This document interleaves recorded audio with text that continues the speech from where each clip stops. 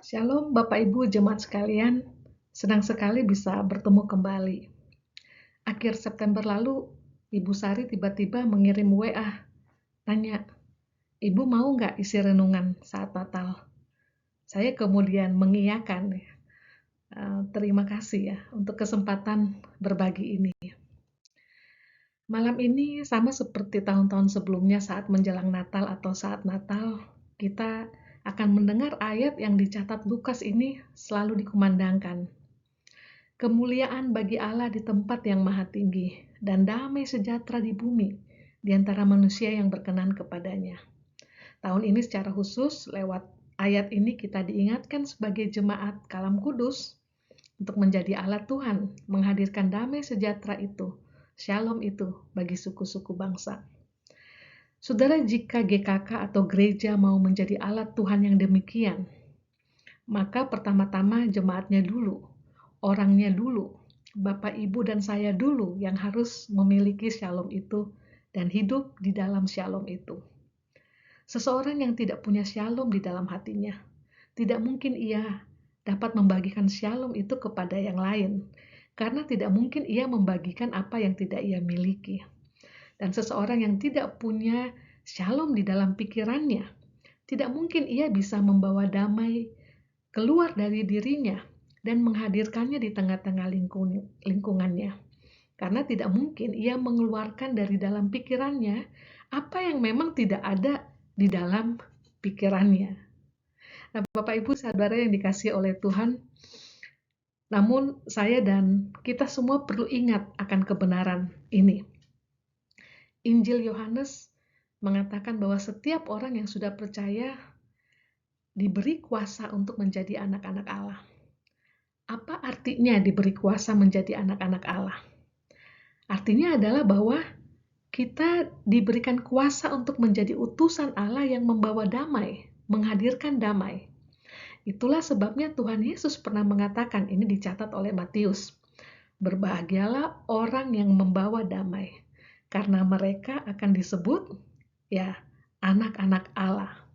Jadi keberadaan seorang anak Allah, anak Tuhan, orang Kristen tidak pernah bisa dilepaskan dari damai sejahtera. Sederhananya, karena anak-anak Tuhan sudah diberi kuasa oleh Tuhan, maka dimanapun ia berada, di situ ada shalom. Di mana orang Kristen berada, di situ dia punya kuasa untuk menghadirkan damai sejahtera yang berlimpah-limpah. Natal ini menjadi sebuah perayaan untuk mengingatkan apa sebenarnya sih yang Tuhan rindukan.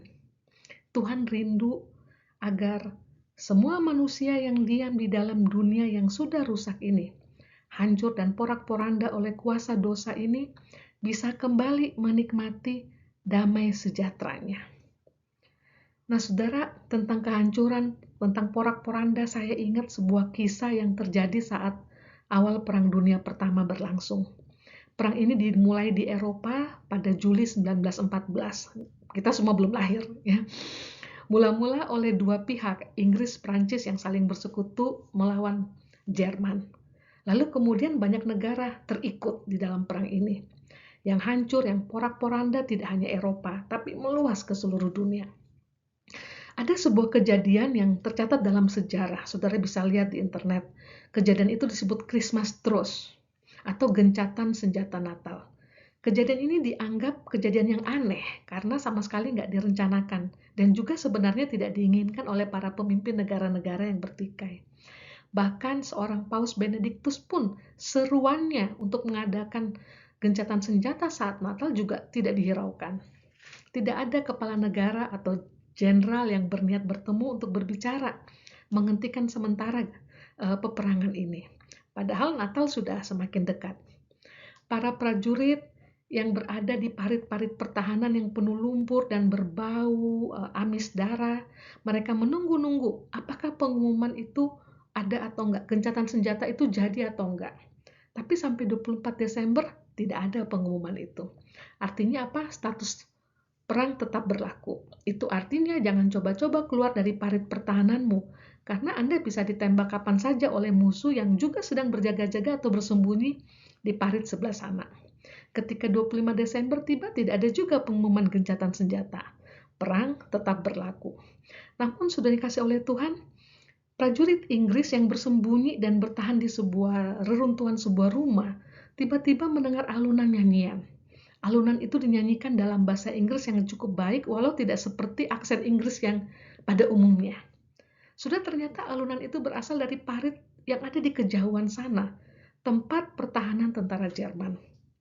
Semakin lama, alunan suara nyanyian itu semakin terdengar jelas. Itu lagu Natal. Tentara Jerman yang sedang bertahan dan bersembunyi di parit memang sengaja menyanyikan lagu Natal dalam bahasa Inggris agar bisa didengar oleh musuhnya, yaitu tentara Inggris itu.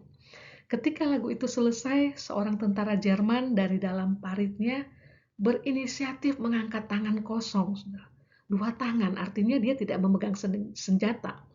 Dia angkat tangannya agar bisa dilihat oleh tentara Inggris yang ada di sebelah sana.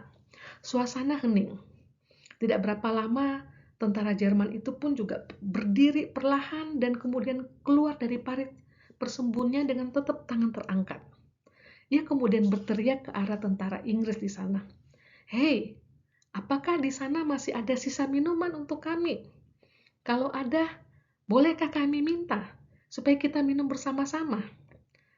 Masih ada nggak cerutu untuk kami? Kalau masih ada, bagi dong, supaya kita sama-sama bisa menghisap cerutu." Sudah tidak ada jawaban, hening dan genting.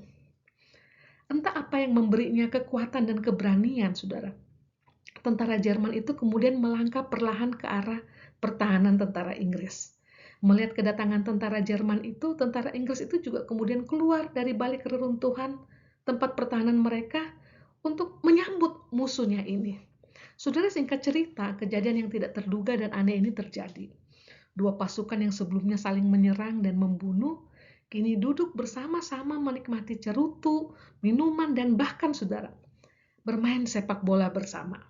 Ternyata kejadian ini menyebar ke bagian lain, makanya banyak ceritanya, saudara sekalian, momen-momen ini. Sudah jadi para prajurit dari kedua belah pihak ini mulai keluar dari parit-parit pertahanan dan saling berjabat tangan satu sama lain.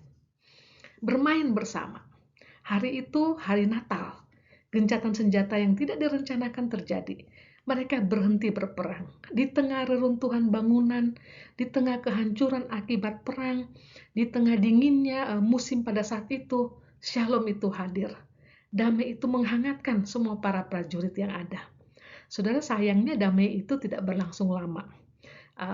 Beberapa komandan termasuk Adolf Hitler yang dicatat dalam sejarah juga tidak suka dengan kejadian itu, saudara.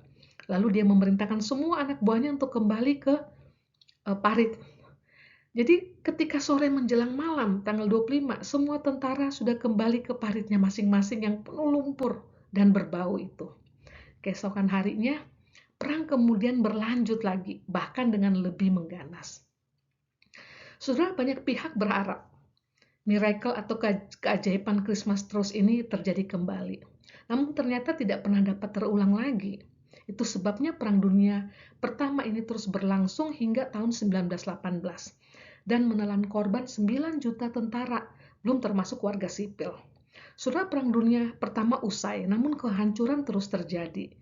Ya, pembunuhan massal, suku, ras, dan sebagainya, hingga terus Perang Dunia Kedua.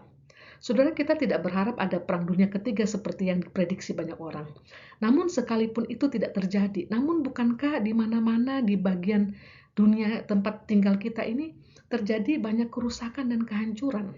Pertikaian terus terjadi karena masalah antar agama, antar bangsa, antar suku, antar daerah, antar RW juga terjadi. Bahkan antar sesama di dalam satu rumah juga terjadi. Atau mungkin juga sudah sekali dalam diri kita sendiri saat ini sedang mengalami kehancuran. Hati kita sedang porak-poranda, gelisah, risau, dan sebagainya. Saudara, hari ini kita kembali merayakan Natal. Kembali kita diingatkan akan kerinduan Tuhan. Tuhan ingin Shalom yang ia telah bawa turun dari sorga pada malam Natal 2000 tahun lalu di Bethlehem itu boleh terus dinikmati oleh penduduk dunia ini. Tuhan ingin Shalom-nya tidak hanya ada di Bethlehem terus dinikmati oleh Yusuf, Maria, para majus, para gembala. Tuhan tidak hanya ingin juga Shalom-nya, damainya dinikmati di Yerusalem oleh para rasul dan jemaat mula-mula, tapi juga dapat dibawa sampai ke seluruh Yudea, Samaria, dan sampai kemana saja ke ujung bumi. Tuhan ingin anak-anaknya membagikan damai sejahtera itu dimanapun ia berada. Saudara, kalau ada di Timika, Tuhan tidak minta muluk-muluk untuk saudara menghadirkan perdamaian di kutub utara, di kutub selatan, atau di timur tengah, atau di barat tengah, ataupun di mana.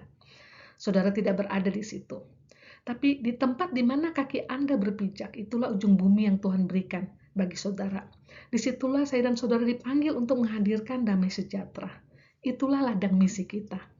Nah, saudara, pertanyaannya adalah bagaimana saya dan saudara bisa membawa dan menghadirkan shalom itu.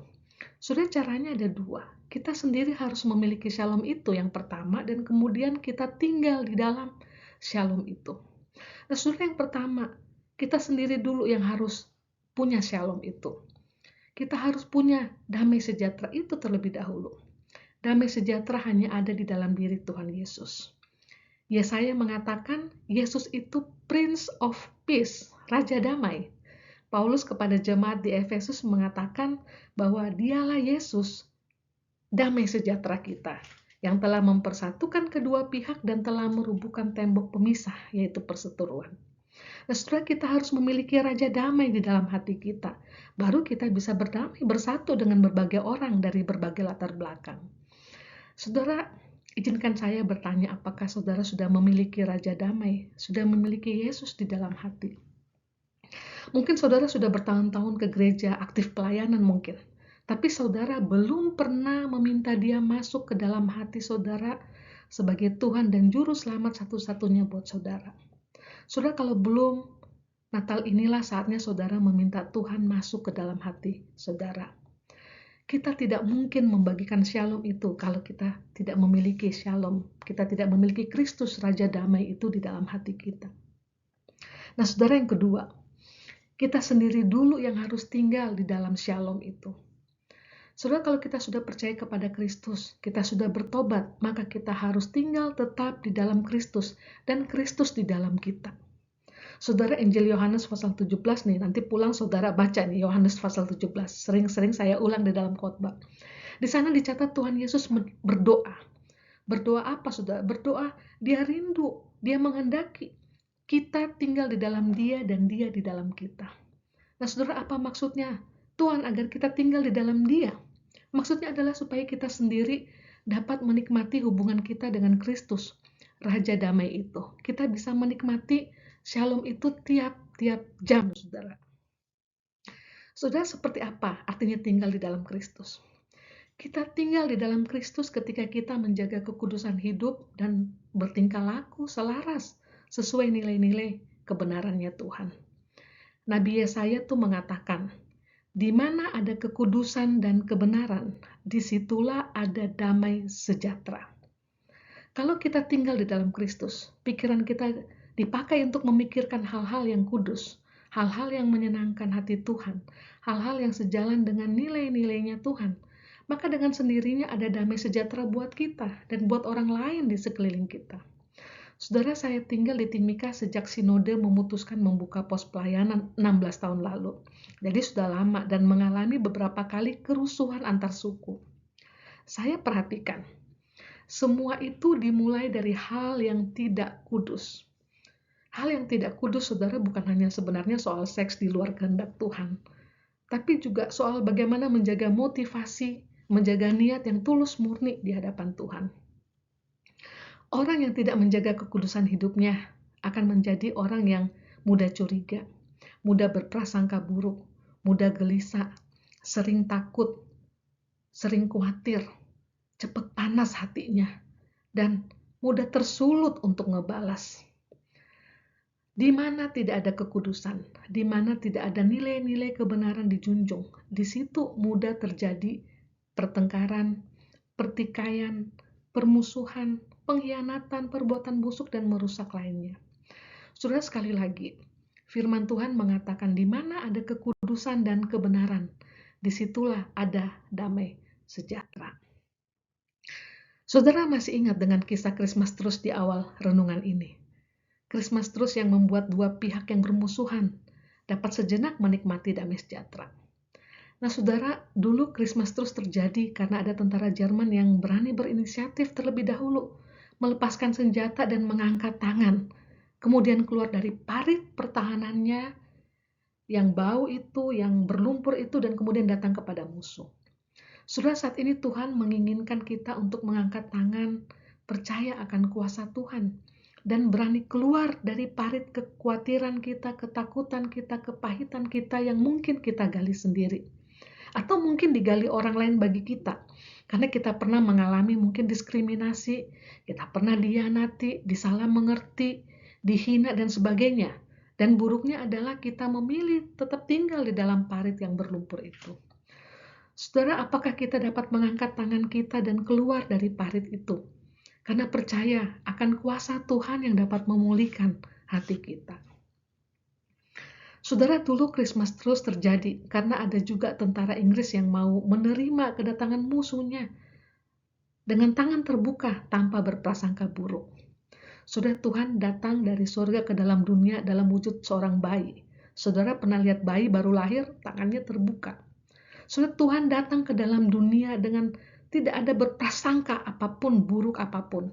Dia tahu dia datang dengan niat yang tulus murni, ingin membawa keselamatan bagi manusia. Nah, saudara, saat ini juga Tuhan ingin agar saya dan saudara belajar untuk tidak berprasangka buruk kepada mereka yang datang kepada kita. Tuhan juga mau kita keluar dari pertahanan diri kita untuk menyambut siapapun dengan tangan terbuka karena meyakini bahwa Tuhan yang Maha Kasih dan Kuasa itu telah mengatur semuanya dengan indah, dan Tuhan turut bekerja dalam segala sesuatu untuk mendatangkan kebaikan, mendatangkan damai sejahtera bagi orang-orang yang mengasihi Tuhan. Saudara, percayakah saudara pada kehadiran Tuhan saat ini? Mari kita nikmati kehadirannya, kita nikmati damai itu, lalu kita bagikan kepada orang lain. Selamat Natal.